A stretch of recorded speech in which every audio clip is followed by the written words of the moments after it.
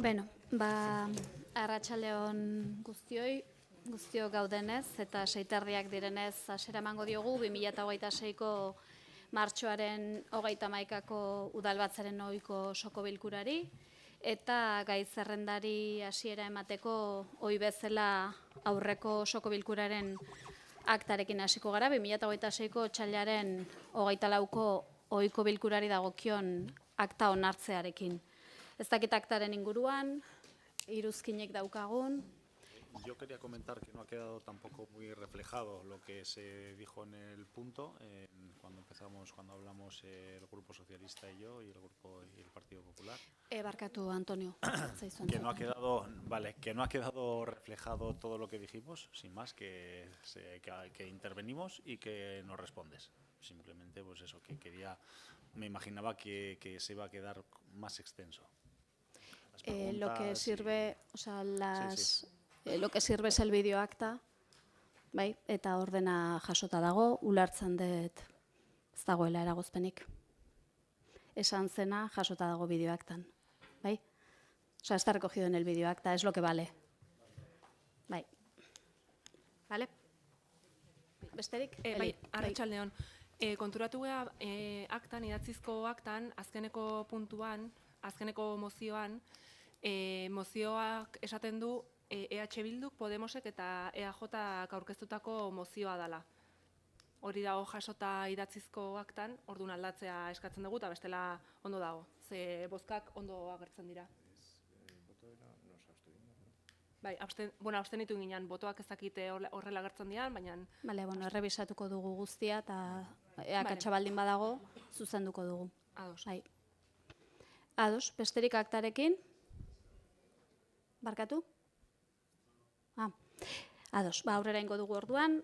Honekin bigarren punturagoaz, hainbat ebazpenen berri ematea litzateke, kasu honetan, alkatetzarenak eta zinegotzi ordezkarienak 312 zenbakitik, 732 barkatu garren zenbakira biak barne, eta tokiko gobernu batzordearenak. Honen inguruan, ados, 3. punturagoa, zaure berri ematekoa da, 2026-649 dekretua, ezkontza zibilak egiteko eskuordetza orokorrari buruzkoa. Honen inguruan, 4. puntua ere berri ematekoa da, 2026-680 dekretua bide publikoa berreskuratzeari buruzkoa. Honen inguruan? Yo, más de lo que se ha dicho ya en la comisión y lo que se comentó el pleno del mes pasado, pues bueno, secuestrar el derecho al pleno, al voto con una urgencia que no ha quedado acreditada, pues sin más, es lo que no me parece que se estén dando los pasos adecuados en este punto. Bueno, nik uste dut nolabait prozeduraren inguruko azalpenak eman direla eta idazkaria berretsi dela tramitazioa eta prozedura gauzatu den moduarekin eta beraz, bueno, eskatuko nuke ontzat ematea. Bai, eta beste zehaztapen txiki bat egin nahiko nuke organo eskuduna argi gelditu ez bada zeinan. Eta horretarako Auzitegi Gorenaren 2008ko apirilaren 2ko epaiko 4. funts juridikoa irakurriko dizuet. La interpretación que la parte recurrente hace del artículo 71.2 del Reglamento de Bienes de las Corporaciones Locales como si exigiera acuerdo del Pleno del Ayuntamiento no es acertada. Lo que el precepto exige es acuerdo de la corporación y no pueden asimilarse los conceptos de corporación y pleno. La corporación es la entidad pública y así se deduce del artículo 22.2j de la Ley de Bases de Régimen Local, cuando dice que corresponderá al Pleno la defensa de la corporación en materias de competencia plenaria, distinguiendo la persona jurídica, la corporación y el órgano, el Pleno. Por ello, cuando el reglamento de bienes exige acuerdo previo de la corporación, no está atribuyendo la competencia a un órgano concreto dentro de la corporación, para lo cual haya que acudir a los artículos 21 y 22 de la Ley de Bases de Régimen Local, en el primero de los cuales se atribuyen al alcalde aquellas competencias que la legislación del Estado asigne al municipio y no atribuye a otros órganos municipales. Este es el título de atribución a los alcaldes de la competencia para ordenar la regulación de oficio de bienes en vía administrativa y no el artículo 21.1k que es el relativo al ejercicio de acciones judiciales y administrativas. El ejercicio de una acción administrativa es cosa distinta a la recuperación de oficio, pues alude necesariamente a la competencia ante otras administraciones en defensa de intereses municipales, sin lo cual no puede decirse que haya ejercicio de acción administrativa, lo que es distinto al puro ejercicio de potestades municipales. En todos estos supuestos existe ejercicio de competencias administrativas. Beraz, kontu emate gise ekartzen da leku honetara, baina gardentasunaren izenean eta kontu emate gisa. Eskerrik asko Ainhoa, eta udalbatza honi dagokionez behintzat, gai hau itxitzat emango genuke. 4. puntutik 5. puntura goaz, hau ere berri ematekoa da, 2025ko udaleko aurrekontuaren likidazioari dagokiona honen inguruan. Konforme 6. puntura goaz, gauza bera, errenteria musikaleko aurrekontu likidazioari dagokionez, 2025koari dagokionez honen inguruan. Honekin 7. puntura goaz, eta hau proposamena da, egintza deusezaren berrikuspena egonkortze prozesuen konpentsazio ekonomikoa itzultzeari buruzkoa. Izenpetzen du giza baliabideetako arduradunak. Onartzeko eskumena duen organoa udalbatzara aurretik antolaketa batzordearen diktamena jasota. Espedientea ikusita, aplikatu beharreko legedian eskatutako baldintza guztia betetzen dira, eta beraz hurrengo erabaki proposamena aurkezten zaio udalbatzarrari. Lehenengoa, MOAC funtzionarioari 12.147,07 euroko diru konpentsazioa ordaindu izana deusez deklaratzea, zeina 2024/3317 alkate dekretu bidez onartu zen. Bigarrena, agintzea dagokion itzulketa espedientea izapidetu dadila 12.147,07 euroko konpentsazio ekonomikoa udalak berreskuratu dezan, horrela legezkotasuna berrezarrita eta onuraduna bidezko arrazoirik gabe aberastea saiestuta. Hirugarrena, hartutako akordioa eragindako udal langileari jakinaraztea. Laugarrena, hartutako akordioaren berri ematea Euskadiko Aholku Batzorde Juridikoari. Bosgarrena, hartutako akordioaren berri ematea langileen ordezkaritzari. Eskerrik asko Ainhoa, puntu honen inguruan, alderdiren batek zerbait esan nahi du, ez, konforme, bozkatzera goaz, aldeko bozkak, 14 aldeko bozkak, kontrako bozkak, abstentzioak, 7 abstentzio, onartuta geratzen da. 8. puntua proposamena da, 2025 eta 2026ko soldata igoera. Izenpetzen du giza baliabideetako arduradunak. Onartzeko eskumena duen organoa udalbatzara aurretik antolaketa batzordearen diktamena jasota. Espedientea ikusita aplikatu beharreko legedian eskatutako baldintza guztia betetzen dira, eta beraz hurrengo erabaki proposamena aurkezten zaio udalbatzarrari. Lehenengoa, 2025ko urtarrila batetik aurrerako ondorioekin ordainsarien 2,5ko igoera orokorra baimentzea errenteriako udalean diharduten funtzionarioentzat eta lan kontratudunentzat 2024ko abenduaren 31ean indarrean zeuden urteko guztizko ordainsariekiko.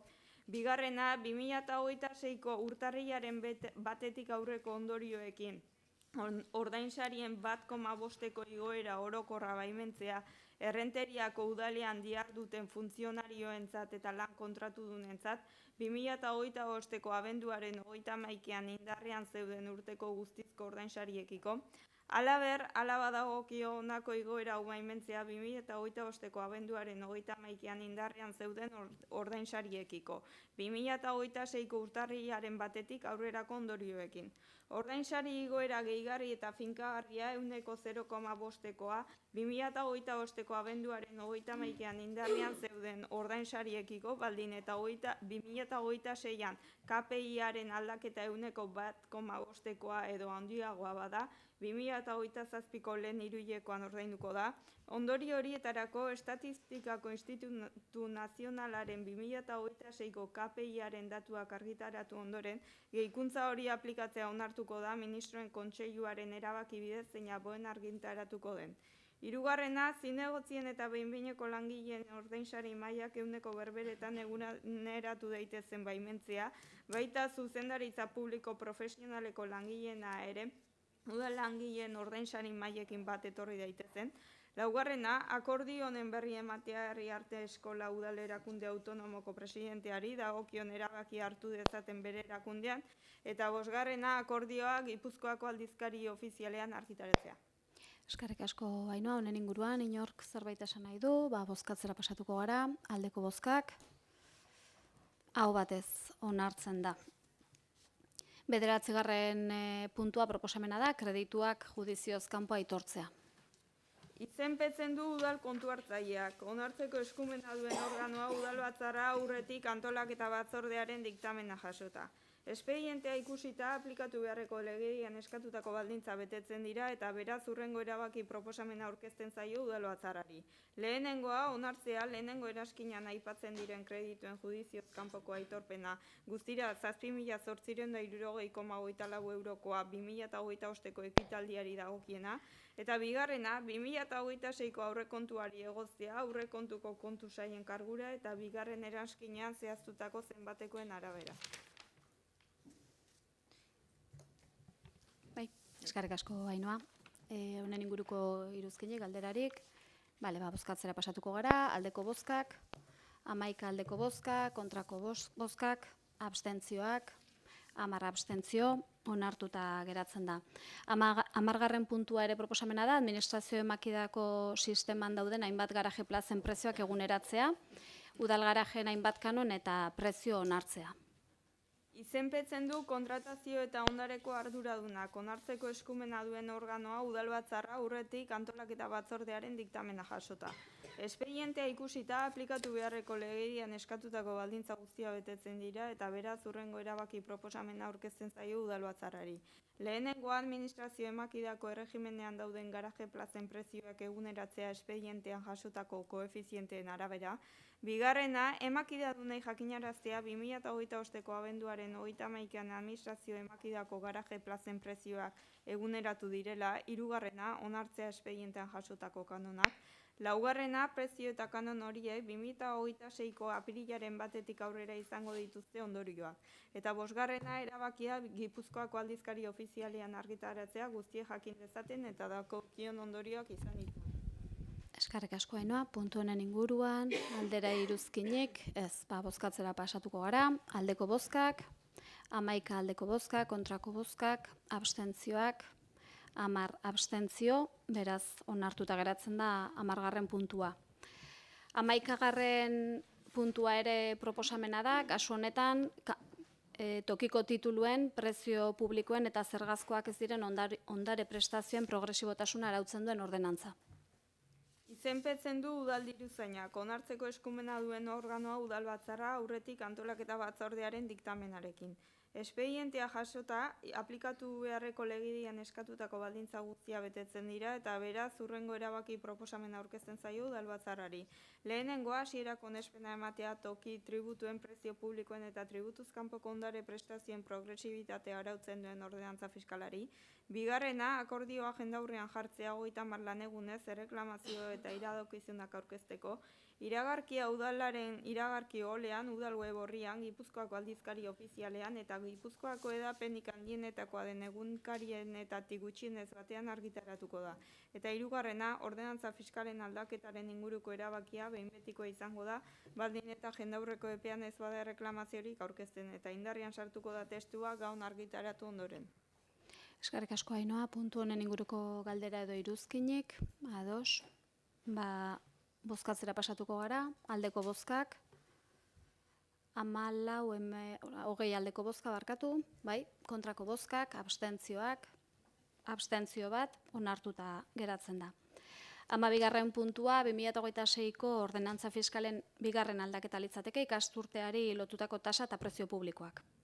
Izenpetzen du udal diruzainak, onartzeko eskumena duen organoa udal aurretik antolaketa batzordearen diktamena jasota. Espedientea ikusita aplikatu beharreko legedien eskatutako baldintza betetzen dira eta beraz hurrengo erabaki proposamena aurkezten zaio udalbatzarrari. Lehenengoa, hasierako onespena ematea ordenantza fiskalen aldaketa proposamenari udal diruzainaren txostenean adierazitako zehaztapenekin. Bigarrena, akordioa jendaurrean jartzea 30 lanegunez erreklamazio eta iradokizunak aurkezteko. Hirugarrena, erabakia behin betikoa izango da, baldin eta epealdi horretan ez bada erreklamaziorik aurkezten eta indarrean sartuko da testua gaur argitaratu ondoren. 12. puntu honen inguruko iruzkin galderarik, bozkatzera pasatuko gara, aldeko bozkak, 11 aldeko bozka, kontrako bozkak, 6 kontrako bozka, abstentzioak, 4 abstentzio, onartuta geratzen da. 13. puntua kreditu konpromisoen kal 005 onartzea litzateke. Izenpetzen du ogasuneko delegatuak, onartzeko eskumena duen organoa udalbatzarra aurretik antolaketa batzordearen diktamena jasota. Espedientea ikusita aplikatu beharreko legedian eskatutako baldintza guztia betetzen dira eta beraz hurrengo erabaki proposamena aurkezten zaio udalbatzarrari. Lehenengoa, onartzea 2026ko aurrekontuari dagokien konpromiso kredituak aldatzeko espedientea, eta bigarrena, espedientea jendaurrean jartzea 15 laneguneko epean behin iragarkia gaon eta udalaren web orrian argitaratuta. Espedientea behin betiko onartuta geldituko da, baldin eta epealdi horretan ez bada erreklamaziorik aurkezten. Honen puntunen inguruko iruzkin edo galderarik, bozkatzera pasatuko gara, aldeko bozkak, 11 aldeko bozka, kontrako bozkak, abstentzioak, 10 abstentzio, onartuta geratzen da. Eta 14. puntua gizarte zerbitzuak departamentuak kudeatzen dituen egoitza zerbitzuak arautzen duen udal ordenantza litzateke. Izenpetzen du gizarte zerbitzuak departamentuko zinegotzi delegatuak, onartzeko eskumena duen organoa udalbatzarra aurretik herritarrak batzordearen diktamenarekin. Espedientea ikusita aplikatu beharreko legedian eskatutako baldintza betetzen dira eta beraz hurrengo erabaki proposamena aurkezten zaio udalbatzarrari. Lehenengoa, gizarte zerbitzuak departamentuak kudeatzen dituen egoitza zerbitzuak arautzen duen udal ordenantzaren hasierako onespena ematea, eta bigarrena, jendaurrean jartzea 30 laneguneko epean. Epealdi horretan erreklamaziorik aurkeztu ezean, testua behin betiko onartutzat joko da. Eskerrik asko Ainhoa, honen inguruko galdera edo iruzkinik, bozkatzera pasatuko gara, aldeko bozkak, 20 aldeko bozka, kontrako bozkak, abstentzioak, abstentzio bat, onartuta geratzen da. Eta honekin 15. puntura goaz, galdera erantzunetara, ez dakit zerbait dagoen. Honekin amaitutzat ematen dugu gaurko plenoa. Bai, barkatu. Bai, hitza hartu beharrezu? Sí, pero te pediría que te acerques al micrófono, te presentes.